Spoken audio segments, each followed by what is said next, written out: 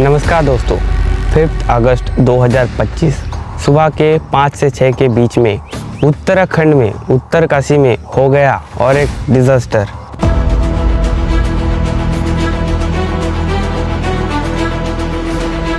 जिसका नाम है क्लाउड बर्स्ट और एक बार बहा दिया धराली वासियों को। धराली एक विलेज जो उत्तराखंड की गंगोत्री रोड में पड़ता है।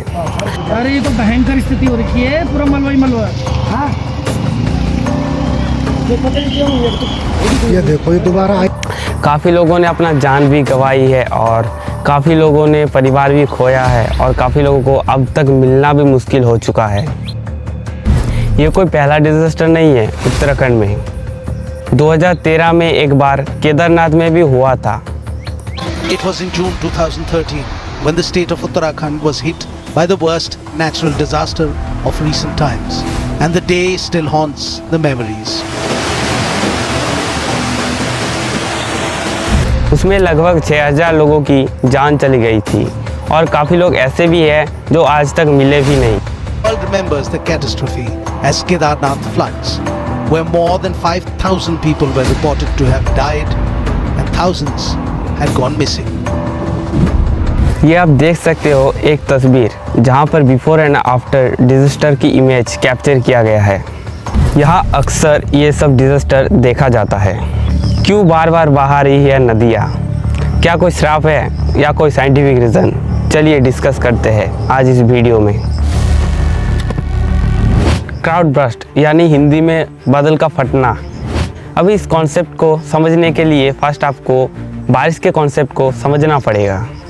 बारिश का कॉन्सेप्ट के अकॉर्डिंग सूरज से ताप निकलता है, वही ताप जब पानी में पड़कर पानी को गर्म करता है तो वहाँ से निकलता है वाटर वेपर, यानी जिसको जलीय वाष्प कहते हैं।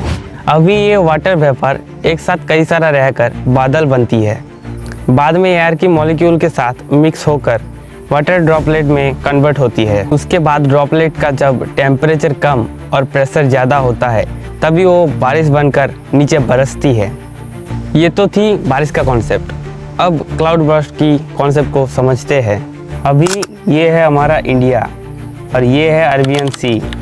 यहाँ से क्यूमुलोनिम्बस बादल मतलब एक लेयरिंग बादल जिसमें काफ़ी सारा लेयर रहता है, बहुत घना भी होता है और बहुत ज़्यादा वाटर वेपर भी कैरी करता है। ऐसा एक बादल तैयार होकर एयर के थ्रू ट्रैवल करता है और ट्रैवल करते करते हिमालयन रेंज में जाके टकराता है। अभी टकराने के बाद एटॉमिक एयर प्रेशर के कारण बादल सीधे ऊपर उठ जाता है। माउंटेन का ऊपरी हिस्सा में टेम्परेचर काफ़ी कम रहता है, इसलिए वहाँ जाकर बरस देता है। लेकिन इतना भारी भरकम बारिश होता है, लगता है जैसे बादल फट गया हो। आपको एक एग्जांपल से समझाता हूँ। 1 किलोमीटर लंबा और 1 किलोमीटर चौड़ा मतलब 1 स्क्वायर किलोमीटर, 1 घंटे में 10 करोड़ लीटर बारिश हो जाती है। तो आप समझ ही सकते हो कितना खतरनाक होगा ये कंडीशन। और ऐसा भी नहीं कि 1 घंटा चलता है, ये 6 से 7 घंटा चलता है। तो अगर ऐसा होगा तो वहाँ का जो नदियाँ है काफ़ी कम टाइम में काफ़ी ज़्यादा पानी आ जाता है, तभी बनते हैं एक डिज़ास्टर जिसका नाम फ्लैश फ्लड। अभी जो बताया है वही फ्लैश फ्लड हुआ है वहाँ पर। वहाँ का एक नदी जिसका नाम है खीर गंगा, वहाँ पर ये इंसिडेंट हो गया। पानी का फ्लो इतना तेज़ था कि कुछ मिनटों में बहा दिया धराली विलेज को। अभी के रिपोर्ट के मुताबिक 4 लोगों की मौत हो गई है और काफ़ी लोग मिसिंग है। रेस्क्यू टीम रेस्क्यू ऑपरेशन भी जारी है और पता नहीं कितने जान गए हैं और कितनों का घर और कितनों का परिवार चला गया है। अभी क्वेश्चन ये आ रहा होगा, अक्सर उत्तराखंड में ही ऐसा क्यों होता है, किसी और स्टेट में क्यों नहीं?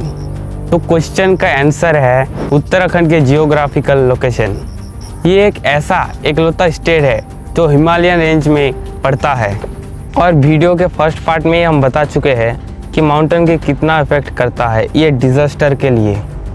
अगर ये हिमालयन माउंटेन यहाँ पर ना होता तो उत्तराखंड शायद से बच जाता। लेकिन अब क्वेश्चन ये है कि सरकार को भी तो पता है यहाँ पर फ्यूचर में काफ़ी सारा डिज़ास्टर देखने को मिलेंगे, तो फिर सरकार कुछ क्यों नहीं कर पा रहा है? बेसिकली फ्लड को रोकने के लिए जो स्टेप लिया जाता है वो छोटे छोटे डैम क्रिएट करना, जिसमें नदियों का पानी को स्टोर किया जाता है। बट यहाँ पर ये पॉसिबल नहीं है, क्योंकि जो नदियाँ यहाँ पर है उसका स्टार्टिंग पॉइंट उत्तराखंड है।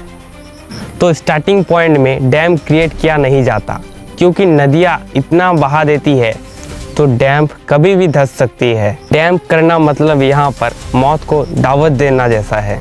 तो मेन बात ये है, सतर्क रहना पड़ेगा, बस यही एकमात्र उपाय है। सरकार तो रेस्क्यू ऑपरेशन में लगी हुई है और यही चाहूँगा जल्दी से जल्दी कंडीशन नॉर्मल में आ जाए। नुकसान होने के बाद उस परिवार को कुछ डोनेशन और कुछ फूडिंग जल्दी से जल्दी पहुँचाए जाए। आप और हम सब मिलकर आगे आए और इस हादसे से नुकसान के लिए कुछ छोटे छोटे रकम हेल्प कर सकते हैं, तो एक चैरिटी फंड के सहारे उन तक पहुँचाया जाएगा।